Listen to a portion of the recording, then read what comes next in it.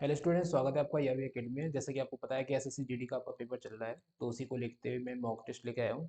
और जिसमें हम सारे वो क्वेश्चन करने जा रहे हैं जो अपडेटेड अभी जो पूछे जा रहे हैं आपसे क्वेश्चन, उनके बेस पे मैंने 20 क्वेश्चन आपकी ये टेस्ट सीरीज आपकी तैयार करी है। तो जो आने वाले एग्जाम में, नया एग्जाम में आपको क्या कर सकती है, मदद कर सकती है। सही।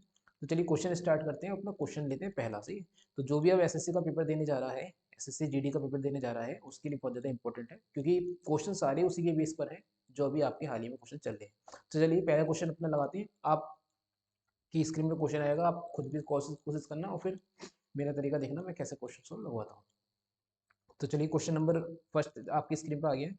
पहले पढ़ लीजिए क्वेश्चन क्या कह रहा है। तो क्वेश्चन कह रहा है कि तीन संख्याओं का जो अनुपात है वो आपका 2:3:5 है। उनके घनों का योग आपका कितना है, ये है आपका। सी 3, 4, 5, 6, 0। और दूसरी संख्या आपको बतानी है। क्या बतानी है आपको? दूसरी संख्या आपको बतानी है।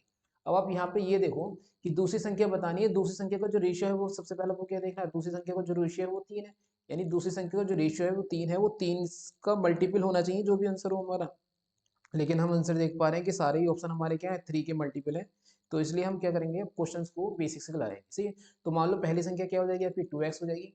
अगली संख्या क्या हो जाएगी आपकी, 3x हो जाएगी। और फिर 5x हो जाएगी आपकी। अब इनके घनों का स्क्वायर करना है, यानी दो का स्क्वायर क्या होगा, दो का सॉरी क्यूब करना है, इनका घन करना है। तो दो का क्यूब कितना हो जाएगा आपका, 8 और x की पावर 3 प्लस फिर 3 का क्या हो, 3 3 होते हैं 27 हो जाएगा, यानी 27 x की पावर 3 और प्लस आपका 5 का 125 हो जाएगा, 125 x की पावर आपकी 3। इक्वल टू हम कितना रख देंगे इसके, इक्वल टू रख देंगे 3, 4, 5, 6, 0। क्लियर है। अब इन तीनों का योग कर दो, आप इन तीनों का योग करो, इन तीनों का योग करोगे तो आपका कितना आएगा, 125 में अगर 27 जोड़ोगे तो आपका 150, 152 और 8 160 बन जाएगा। क्लियर है। कितना बनेगा आपका, 160 बन जाएगा। तो हम लिखेंगे कि 160 एक्स की पावर 3 इक्वल टू हमारा कितना हो जाएगा, 3, 4, 5, 6, 0 हो जाएगा। एक्स की वैल्यू निकालेंगे और एक्स की वैल्यू निकालेंगे और हम क्या करेंगे, इसको ले जाएंगे इसके नीचे। सही। इसको नीचे, यानी हम करेंगे 3, 4, 5, 6 अपॉन 16। सी इसे हम डिवाइड लाएंगे। देखो डिवाइड कितनी बार जाएगा, आप ये देखो आप, हाँ कितनी बार जा सकता है। तो हम काटते हैं इसे, 16 हो जाएगा आपका, सॉरी 16 16 दूनी 32 और 16 16 छंग, हाँ 100, एक्स बराबर 216 आ जाएगा। अच्छा ये जो पावर 3 है ये आपका क्या चढ़ जाएगा, इसके ऊपर घन चढ़ जाएगा। सी क्या चढ़ जाएगा, घन। अब एक्स बराबर बताओ कितना होगा, 216 किसका क्यूब होता है, 216 आपका होता है 6 का। यानी एक्स का मान हमारा क्या आ गया आपका, 6 आ गया। क्लियर। यानी अब हम निकालेंगे 3 बराबर, तो 3 बराबर आपका कितना आ जाएगा, 3 बराबर ये है आपका, 3 बराबर कितना आएगा, 3 बराबर आ जाएगा आपका 3 × 6 यानी 3 × 18। क्वेश्चन का आंसर इसका हमारा आ जाएगा। क्लियर। चलिए ऑप्शन नंबर 4 क्वेश्चन का आंसर इसका आपका आ गया। अगला क्वेश्चन देखते हैं। नेक्स्ट क्वेश्चन है आपका, पढ़ लीजिए पहले क्वेश्चन को, उसके बाद क्वेश्चन का आंसर लगाइए। और ध्यान रखो यही क्वेश्चन है सारे जो आपके आ रहे हैं एग्जाम में। क्लियर। तो ये है आपकी कि यदि मतलब उन बेसिस पे क्वेश्चन लिए जो आपके एग्जाम में एसएससी जीडी में आपका हाल में आपसे पूछे जा रहे हैं। तो x की पावर 2 -5x प्लस एक्स और x की पावर 2 प्लस mx प्लस 12 का महत्तम समापवर्तक क्या है, x प्लस 3 है। अब महत्तम आप समझ जाओ, जो महत्तम होता है वो आपका वो क्या होता है, एचसीएफ। क्या होता है आपका, एचसीएफ। और एचसीएफ एक ऐसी संख्या होती है जो इन दोनों संख्याओं को, यानी यह जो आपका लिखा है ना ये वाला, इसको भी और इसको भी कंप्लीटली क्या कर देगी, डिवाइड कर देगी। जब कंप्लीटली डिवाइड कर देगी तो आपका शेषफल नहीं बचेगा। सही है। तो आपको m का मान निकालना है। सही। अब मैं तरीका बता रहा हूँ क्वेश्चन को कैसे करेंगे। क्वेश्चन का तरीका देखिए आप। तो क्वेश्चन देखिए, ये है आपकी संख्या। क्लियर। आपको m का मान निकालना है। ये करिए आप, x² plus mx+12 equal to 0। क्यों रखना है, क्योंकि हमें पता है कि x+x-3 इक्वल टू क्या आपका एचसीएफ है। एचसीएफ एक ऐसी संख्या होती है जो कंप्लीट संख्या को डिवाइड कर देगी। तो हमारा शेषफल नहीं बचेगा, शेषफल कुछ नहीं बचेगा, तो इसका मतलब क्या बचेगा, 0 बचेगा। तो इसलिए हमने 0 लिख दिया। बस यहाँ पर आप ऐसा करिए कि x बराबर आप क्या लिख दोगे, x बराबर आपका 3 आ जाएगा यहाँ पर। और 3 मान यहाँ डाल दीजिए, 3 3 9 प्लस, और यहाँ पे आपका 3m हो जाएगा, प्लस आपका 12 इक्वल टू आपका 0, यानी 3m इक्वल टू आपका हो जाएगा 12 और 9 इधर आ जाएंगे 21 और माइनस का 21 आ जाएगा। और m इक्वल टू आपका आ जाएगा माइनस का 7 3 7 21। यानी क्वेश्चन का जो आंसर है ऑप्शन नंबर 1 क्वेश्चन का आंसर इसका हो जाएगा। चलिए अगला क्वेश्चन देखते हैं। ऑप्शन क्वेश्चन नंबर 3 है आपका, पढ़िए। एक व्यक्ति ने अपनी वस्तुओं के 3/5 भाग को 16% के लाभ पर और शेष भाग को सीपी पर बेच रहा है। क्लियर है? मतलब 3/5 का मतलब आप क्या समझोगे कि 3/5 का मतलब है कि 5 में से 3 वस्तु, यानी 5 में से 3 वस्तु ये, और बची कुची वस्तु कितनी है आपकी, 2। सही है। इसमें से जो तीन वस्तु हैं, इनको बेच रहा है 16% के लाभ पर, ध्यान से देना, इनको बेच रहा है 16% के लाभ पर, और इसको कितने में बेच रहा है, इसको उतने में बेच रहा है जितने में खरीदी। तो आप ऐसा करो, 3 का 16% निकालना आसान नहीं होगा, अपनी मर्जी से 2 जीरो चढ़ा दो, 2 जीरो मैं सब में चढ़ा देता हूँ। अब देखो, मान लो 500 रुपए की 500 वस्तु है, तो 300 रुपए की वस्तु 16% के लाभ पे बेचेगा तो कितना कमाएगा, 48 रुपए कमाएगा। अब ये बताओ यहाँ पर वो कमा कितने रहा है, यहाँ पर वो 300 रुपए पर तो कमा रहा है भाई, 300 की वस्तु उसने 300 में नहीं बेची, 16% लाभ पे बेची, तो कितना लाभ कमाया, 48। और इस पर तो कोई लाभ कमा ही नहीं था भाई, इस पर तो ना कोई लाभ कमा रहा, ना हानि का ना कमा। सही, इसका मतलब हमें हमें यहाँ पता चल गया, उसे कुल मिलाकर जो लाभ हो रहा है, कुल मिलाकर जो प्रॉफिट परसेंटेज हो रही है, वो कितने की हो रही है, केवल 48 की हो रही है। वो कितने पर हो रही है, जितने का टोटल माल है, यानी 500 पर हो रही है, गुणा 16 हो गए, तो क्वेश्चन का आपका आंसर आ जाएगा। तो 5×9 = 45, बचा कितना आपका, देखो 9, ये वाला आंसर हो जाएगा 9 सही, 3/5 क्वेश्चन का आंसर है। सी हाफ कैलकुलेशन करनी है, मैंने 5×9 = 45 देखा, और देखते ही मेरे क्या आया, यहाँ पर 7 है, यहाँ आपका 11 से 1/2 है, ये 9 है आपका, ये 12 है। सही, हमारा आंसर कौन सा होगा, ऑप्शन नंबर 3 क्वेश्चन का आंसर इसका हो जाएगा। अगला क्वेश्चन करते हैं, बहुत अच्छा क्वेश्चन है। सही है, ऐसा क्वेश्चन पिछले 2 शिफ्टों में पूछा जा चुका है, जैसा कि मेरी बच्चों से बात हुई है तो 2 शिफ्टों में पूछा जा चुका है। क्वेश्चन है आपका कि 8 वर्ष पूर्व 4 सदस्यों की एक परिवार की औसत आयु क्या थी, इतनी थी। भाई देखो 8 साल पहले थी, 8 साल पहले 4 बंदे थी, उनकी जो आयु थी औसत, तो वो कितनी थी भाई, 4 बंदे थे, उनकी औसत आयु कितनी थी। आप बताओगे कि भाई सर 19 थी, तो इस समय कितनी होगी, तो इस समय निकालने के लिए 19 में 8 जोड़ दोगे तो कितना हो जाएगा, 19 में 8 जोड़ दोगे तो आपका हो जाएगा ये, हाँ सही है, 8 साल पहले थी ना, तो इस समय कितनी होगी भाई, ये समझो कि अगर मैं बोलता हूँ 1 साल पहले 4 बंदों की आयु औसत आयु 19 है, तो इस समय क्या हो जाएगी, वर्तमान में चारों की एक एक जुड़ेगी, इसका मतलब है अनुपात जो आपका औसत है, औसत में भी एक जुड़ जाएगी। अब ऐसी 8 की बारी ने, तो 8 साल पहले अगर ये लोग एवरेज 19 के थे, तो इस समय कितने के हो जाएंगे, तो 19 + 8 बोलेंगे तो हम हो जाएंगे, बोल देंगे 27 के हो जाएंगे, यानी 27। तो 4 बंदों की औसत आयु 27, इसे मैं एलिगेशन वाले मेथड से करूँगा, ध्यान देना। सही है। अब इसमें कह रहा है कि एक बच्ची को शामिल करने के बाद परिवार की औसत आयु 8 वर्ष पहले की तुलना में, यानी एक बच्ची को शामिल कर लिया, बच्ची को शामिल करने के बाद एक बच्ची से 4 बंदे और एक बच्ची, यानी टोटल 5 की बात करेंगे यहाँ पे, तो 5 की कितनी हो जाएगी कि 8 साल पहले की औसत आयु की तुलना में 4 वर्ष क्या हो जाती है, अधिक हो जाती है। यानी 19 में 4 जोड़ोगे तो कितना हो जाएगा, इस समय पाँचों के 5 जो हैं 23 साल के हैं, यानी 23 हम लिख लेंगे बीच में, यानी सबका मिला के कितना हो गया, 23 हो गया। क्लियर है। अब हमें इस बच्ची की निकालनी है। सी एलिगेशन के थ्रू हम काम चलाएंगे अपना। यहाँ देखते हैं, यहाँ पर अगर हम देखें 23 और 27 और 27 और 23 में कितना अंतर बैठ रहा है, आप कहोगे कि बैठ रहा है भाई 2 का, नहीं 4 का बैठ रहा है।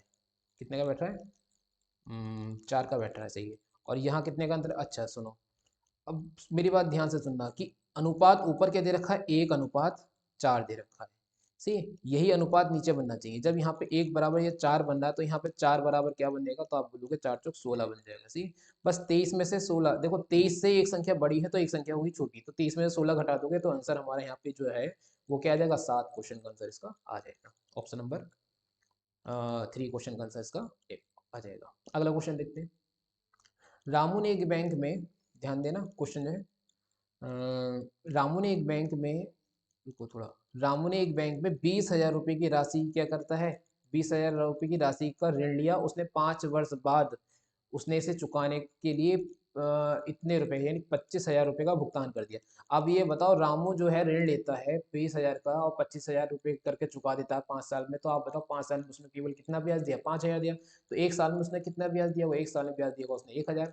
अब आपसे पूछिए दर, तो दर पूछिए सालाना, तो दर सालाना निकालेंगे, इसका मतलब 1 साल का 1,000 ब्याज किस पर, किस पर, 20,000 पर, और गुणा लगा देंगे 100, हमारा सॉरी ये एक जीरो आगे बढ़ गई, गुणा लगा देंगे 100, यानी ये 3 जीरो ये गए आपके, और 1 जीरो ये आपका गया, तो 2×5 = 10, यानी 5% क्वेश्चन का आंसर इसका आ जाएगा। ऑप्शन नंबर 4 क्वेश्चन का आंसर हो जाएगा। चलिए आगे क्वेश्चन लगाइए। एक आदमी ने, देखो इस तरह का क्वेश्चन करने का सबसे अच्छा तरीका बताऊंगा कि एक आदमी ने भाई क्या करा, ध्यान देना, इस क्वेश्चन को पहले आप खुद करो और फिर मेरा तरीका देखना। एक आदमी ने 48 रुपये में 12 के भाव से कुछ खिलौने खरीदे और 48 रुपये में 8 के भाव से उन्हें क्या कर दिया उसने, बेच दिया, उसका प्रतिशत लाभ आपको बताना है। तो सबसे अच्छा क्वेश्चन, सबसे अच्छा तरीका इस क्वेश्चन को करने का ये है कि आप क्या करोगे भाई, वस्तु बराबर कर लो। देखो 48 रुपए में आपने कितने खरीदे, 12 खरीदे, सही, ये रुपए है, सही, ये हो गया ऊपर वाला आपका सीपी। और आप 48 रुपए में बेच कितने रहे हो, आप बेच रहे हो 8। आप ये बताओ, जितने सामान लेके आओ उतना सामान सारा का सारा बेच दोगे तभी तो लाभ हानि का पता चलेगा।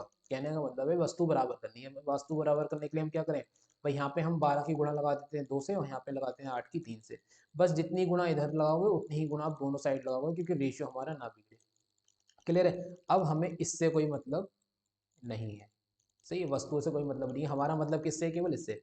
अब इसमें भी अगर मैं देख पा रहा हूँ तो 48 तो दोनों जगह कॉमन है, तो मैं देख पा रहा हूँ कि 2 का सामान 3 में गया, यानी 1 का प्रॉफिट हो गया कितने पर, 2 पर हो गया। और 1/2 का परसेंटेज निकालने की क्या जरूरत है, आपको पता है 50% होगा। क्लियर है। तो आंसर क्या आ गया आपका, आंसर आ गया ऑप्शन नंबर 1, क्वेश्चन का आंसर आ गया। सही, इस तरह के क्वेश्चन काफी पूछे जा रहे हैं एग्जाम में, ध्यान देना, इस तरह के क्वेश्चन को करके जरूर जाना। सही, बाकी मैंने आपको तरीका बता दिया है, वस्तु बराबर करनी है और कुछ नहीं करनी है, लाभ हानि आपको पता चल जाएगी रुपए पर क्या हो रही है। चलिए अगला क्वेश्चन है आपका 7वें नंबर का। पहले एक बार पढ़ लीजिए कि ब्याज की गणना वार्षिक चक्रवृद्धि ब्याज के आधार पर करने पर इतने रुपए की धनराशि 10% के हिसाब से इतनी हो जाएगी। क्लियर है। अब देखो 10% के हिसाब से हमें पता है चक्रवृद्धि ब्याज का 10% का रेशियो होता है 1/10, यानी 10 की राशि हो जाती है 11। लेकिन समय हमें यहाँ पे निकालना है, तो वो कह रहा है 625, और कितने जीरो आपके, 3 जीरो, और कितने हो जाते हैं 831,875। क्लियर। बस अब हमें क्या करना है, इन दोनों का हमें क्या निकालना है, रेशियो निकालना है। और उस रेशियो को, जब रेशियो निकालना है, वो रेशियो अगर 10 का क्यूब बन जाएगा तो 3, 10 का स्क्वायर बन जाएगा तो 2 साल, 10 की पावर 4 बन जाएगी तो 4 साल। सही है। तो अब निकाल के देखते हैं, 25 से आपका डिवाइड हो जाएगा दोनों तरफ, क्योंकि इसमें भी 75 आ रहा है दोनों में। तो काटते हैं 25 से, तो 25 से ये तो 25 ही बार कटेगा, 3 जीरो टंग देंगे, फिर यहाँ पे 25 ही कम, 25 तियाँ 75 हो जाएगा, फिर 25 तियाँ दोबारा 75, 25 दूनी 50 हो जाएगा, और 25 दूनी 50 बचेगा कितना, 175, यानी 25 सत्ते हो जाएगा, और 25 पंजे 125 हो जाएगा। क्लियर है। थोड़ा अभी देखो, अभी 75 आ रहा है, अभी एक बार 25 हो जा सकता है, 25 से कम 25 हो जाएगा। सही है। फिर यहाँ पे 25 से कम 25 हो जाएगा, 25 तियाँ 75, 25 तियाँ 75, 25 तियाँ 75, 25 से कम 25। क्लियर।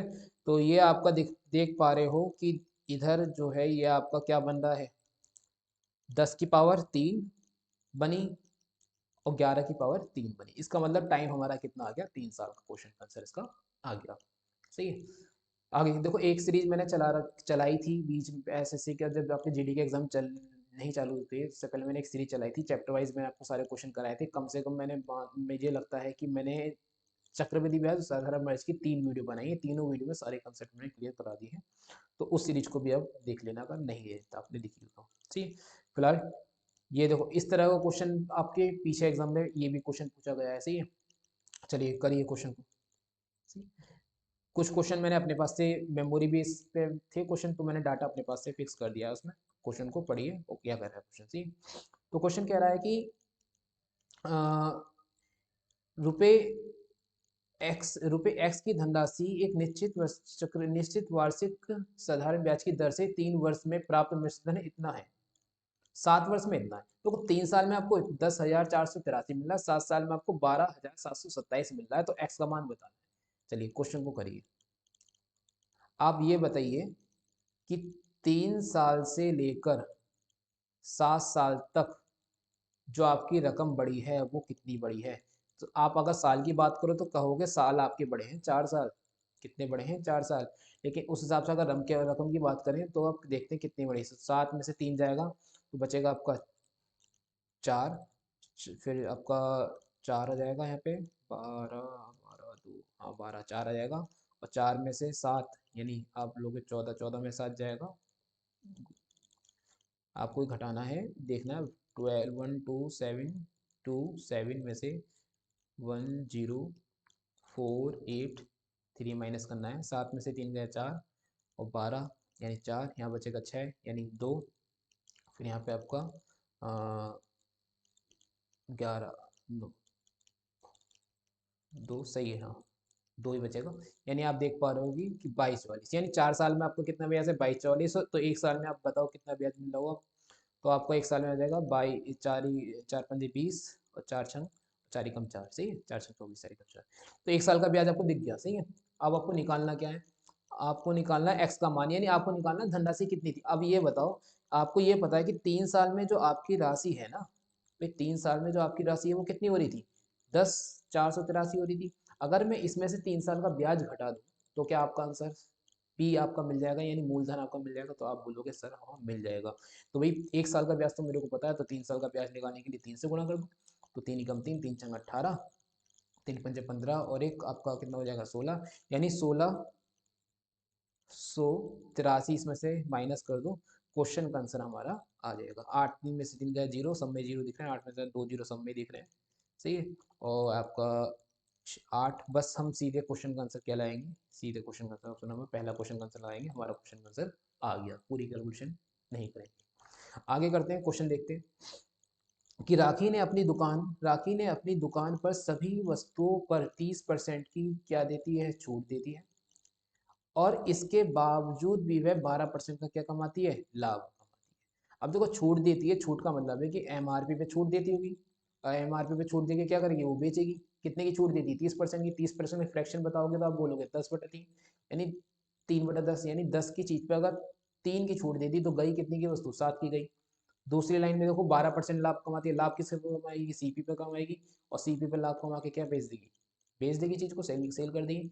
अब 12% का फ्रैक्शन कितना होगा, तो 12/100 करके आप निकालोगे इसे, तो 4 तियाँ और ये 25, यानी आप देख पा रहे हो कि 25 के सामान को 3 प्रॉफिट, अगर लाभ लेके बेच रही है तो 3 जोड़ दोगे, यानी 27 में जा रहा है।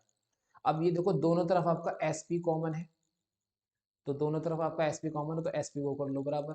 सी बराबर करने के लिए इधर बताओ मैं कितने से 25 की चीज 3, हाँ सॉरी 28 करेंगे, सी। अब एस पी को बराबर करने के लिए यहाँ पर 28 बना लो, 28 करने के लिए 4 से गुणा, और दोनों तरफ 4 से गुणा, रेशियो ना बिगड़े इसलिए दोनों तरफ गुणा लगाएंगे, 7 चौक 28। अब क्या कह रहा है, अंकित मूल्य आपका 280 है। लो 40 बराबर आपका गिवन है कितना है, 280 है, तो एक बराबर कितना हो जाएगा, 7 हो जाएगा। आपसे पूछा है क्रय मूल्य बताओ, तो 25 बराबर 25 सत्ते कितना हो जाएगा, होता है भाई आपका, सही, तो 25 सत्ते हो जाएगा आपका 175। क्वेश्चन का आंसर हमारा 175 आ गया। चलिए अगला क्वेश्चन देखिए, निम्न में से कौन सी छूट एकल छूट के बराबर, बहुत इंपॉर्टेंट क्वेश्चन है, हर शिफ्ट में पूछा जा रहा है, सी। तो हर शिफ्ट में पूछा रहा है, सबसे अच्छा तरीका बता रहा हूँ कि 10 की चीज 10% छूट का मतलब 10 की चीज 9 में गई। 15% छूट का मतलब क्या है कि 20 की चीज 15% का फ्रैक्शन क्या कितना होता है, 3/20 होता है, यानी सही है, तो 20 की चीज 3 छूट में यानी 17 में गई। उसके बाद 20% का 1/5 होता है, यानी 5 की चीज कितने में गई आपकी, एक छूट में, यानी आपकी गई 4 में। क्लियर। बस आपको कुछ नहीं करना, इस तरह क्वेश्चन को लिख के जितनी छूट है बस सबको गुणा कर देना, सही है। एक फॉर्मूला भी होता है x+y करके, लेकिन वो केवल 2 छूटों पे अप्लाई होता है, तीसरी बार फिर निकालने के लिए उसे दोबारा फॉर्मूला लगाना पड़ता है, इसलिए हम इस वाले तरीके से जाएंगे। सही है, सबकी इंटू कर दो यहाँ पे, तो 25 20 दूनी यानी 100, यानी इतना हो जाएगा, इसकी ओर कर दो भाई, सही है। तो 17 चौका कितना होता है 68, 68 की गुणा लगा लेना आप 9 से, तो 9 से गुणा लगाओगे तो कितना आएगा, 9 अट्ठे 72 और 72 61, यानी 612 क्वेश्चन का आंसर आ जाएगा। अब आप देखो 100 की चीज 1000 की चीज इतने में जा रही है, कितने रुपए का, कितने की छूट चली दे दी आपने, तो आप बोलोगे हमने जो छूट दे दी 388 की छूट दी थी, कितने की दी थी 388, कितने पर दी आपने 1000 पर, सही। परसेंटेज निकालने के लिए क्या कर दो, गुणा 308, हाँ सही, गुणा 100 कर दो, क्वेश्चन का आंसर आपका आ जाना चाहिए, पॉइंट हटा के, यानी 38.8 क्वेश्चन का आंसर इसका हमारा आ गया। चलिए अगला क्वेश्चन देखते हैं। अगला क्वेश्चन आपकी स्क्रीन पर है, क्वेश्चन को लगाइए, नीचे कमेंट बॉक्स में आंसर भी दीजिए। वीडियो अच्छी लगे तो वीडियो को प्लीज लाइक और शेयर करें, चैनल को सब्सक्राइब करें, ताकि मैं और ज़्यादा वीडियो आपके लिए बना सकूँ। सी, तो क्वेश्चन है आपका नेक्स्ट वाला, देखिए इसका, पहले एक बार पढ़ लीजिए क्वेश्चन को, क्या कह रहा है क्वेश्चन, पढ़िए एक बार। कह रहा है कि किसी रेस्तरां में लंच के समय 40% ग्राहकों ने मांसाहारी भोजन किया और 52% ग्राहकों ने शाकाहारी भोजन किया, और 20% ग्राहकों ने दोनों प्रकार का भोजन किया। यदि 125 ग्राहक मौजूद थे तो कितने लोगों ने लंच के समय किसी भी प्रकार का भोजन नहीं किया। देखो, बहुत से बच्चे इस क्वेश्चन को पता नहीं क्या क्या करके करेंगे, सर्किल बना के भी ऐसे क्वेश्चन का आंसर आ जाएगा, लेकिन मैं थोड़ा आसान बता दे रहा हूँ जब मैं आपको पढ़ा रहा हूँ। सही। तो देखिए, आपको पता है कि 40% जो ग्राहक थे, 40% ग्राहकों ने भोजन किया मांसाहारी, और 52% ग्राहकों ने भोजन किया शाकाहारी। सही। टोटल कितने लोगों ने भोजन किया? 92% लोगों ने भोजन किया। 20% ग्राहक ऐसे थे जिन्होंने दोनों प्रकार का भोजन किया, तो बस जो कॉमन है वो इसमें से घटा देंगे। घटाने के बाद देखो आपको क्या आता है, 9 में से 2 गया आपका, यानी 72। सी, यानी हमारे पास कुल मिला के 72% लोग ऐसे हैं जिन्होंने भोजन किया है, क्योंकि 20% तो दोनों में कॉमन है, इसलिए 20% में कम कर दिया। कुल मिला के 72%। और कितने लोगों ने भोजन नहीं किया, अगर इसकी बात करें तो हम बोलेंगे 38%। 38 नहीं, सॉरी, 28%। सी, कि 28% ने किसी भी प्रकार का भोजन नहीं किया। अब पूछना क्या चाह रहा है, यदि 125 ग्राहक मौजूद थे, तो मौजूद तो कितने थे? 100% थे, तो हम बोलेंगे 100% बराबर कितना? 125। यानी 1% बराबर निकालेंगे तो 125/100। लेकिन हमें निकालना क्या है? तो कितने लोगों ने लंच के समय किसी भी प्रकार का भोजन नहीं किया, यानी हमें किसी भी प्रकार का भोजन किसने नहीं किया? 28% बराबर, यानी 28% बराबर निकालना है। तो चलिए, इसको हटा के दो क्या क्या पॉइंट लगाते हैं। 28 ही कम 28, यानी क्वेश्चन का आंसर 28 से तो ज़्यादा होना चाहिए। 28 से ज़्यादा दो ऑप्शन है, और 25 से, यानी और क्वेश्चन का आंसर 35 आ जाएगा। सही। चलिए अगला क्वेश्चन लगाते हैं। अगला क्वेश्चन है आपका कि आरती और रीता किसी कार्य को 8 घंटे में करते हैं। तो भाई आरती करती है,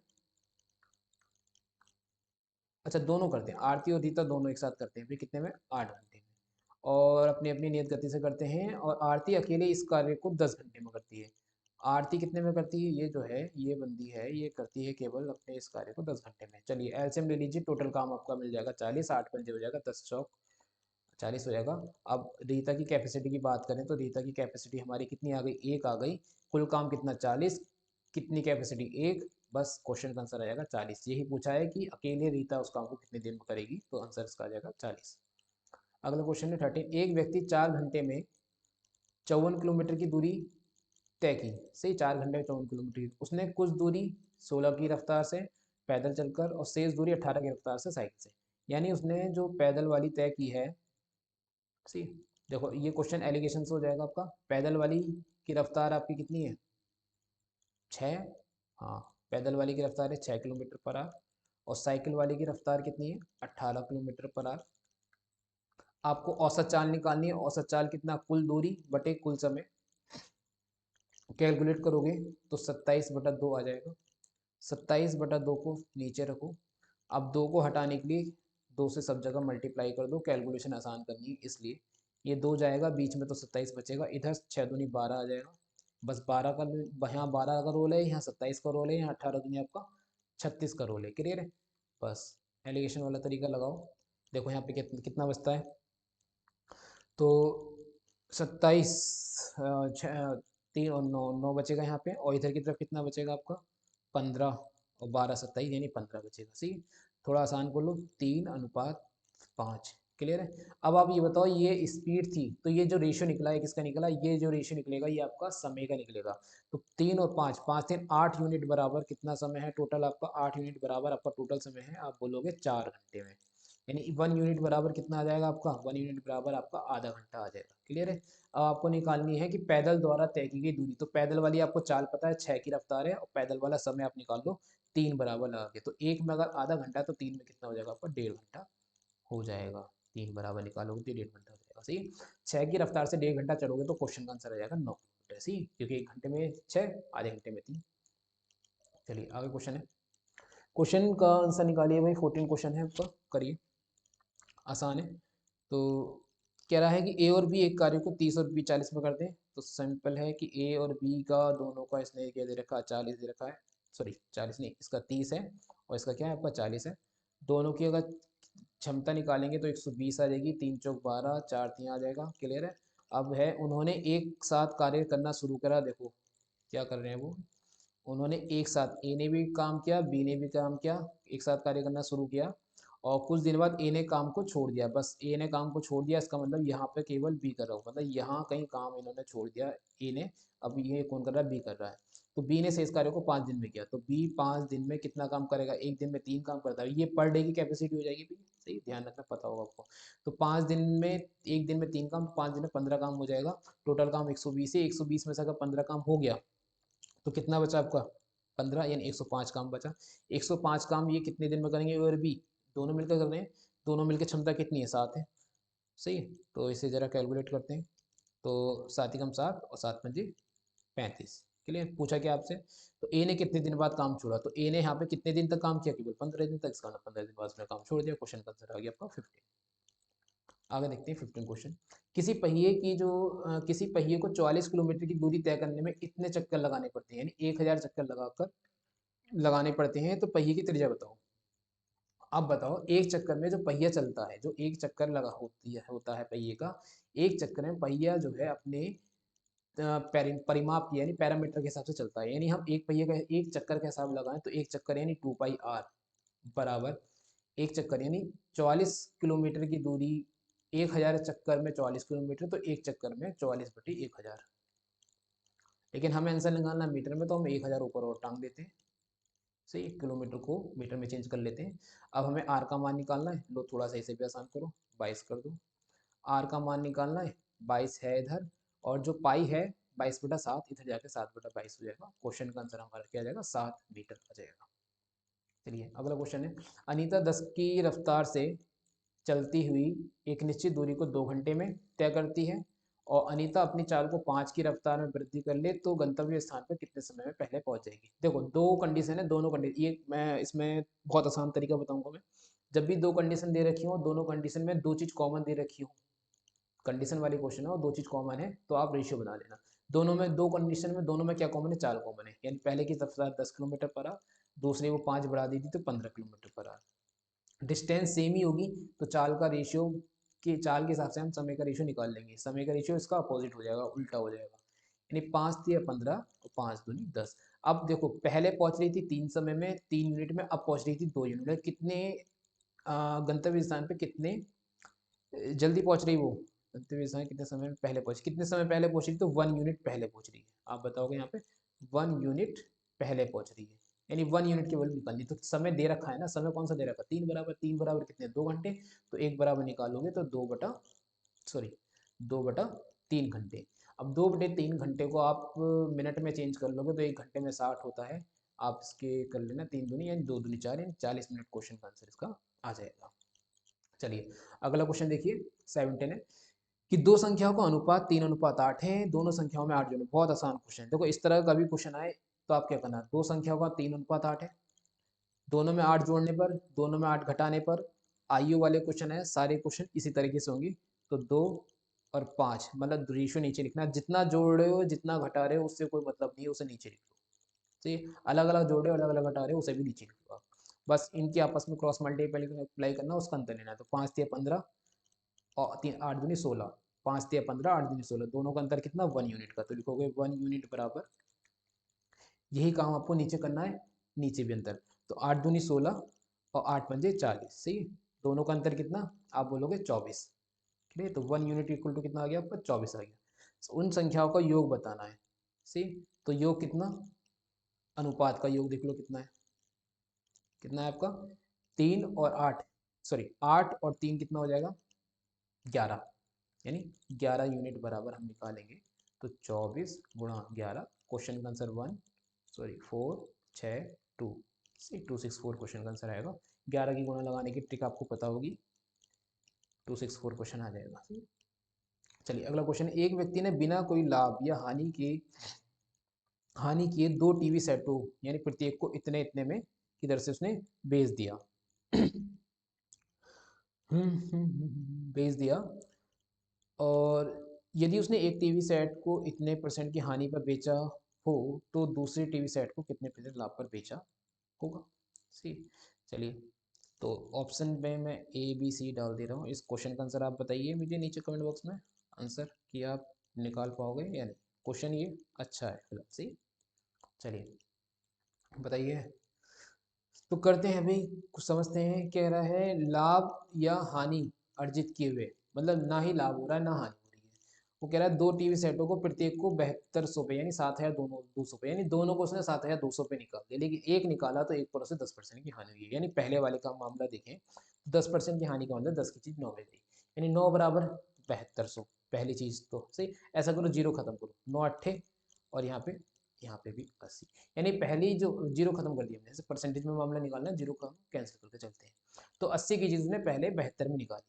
अच्छा, दूसरी चीज़ भी तो 72 में निकालना है, दूसरी चीज़ भी 72 में निकालना है। और कुल सौदे में उसे क्या हो रहा है, न लाभ हो रहा है हानि, यानी यहाँ पर दोनों वस्तु 72 की जा रही है, यानी दो दूनी चार, सात दूनी 14, यानी 144 का सामान जा रहा है यहाँ पर।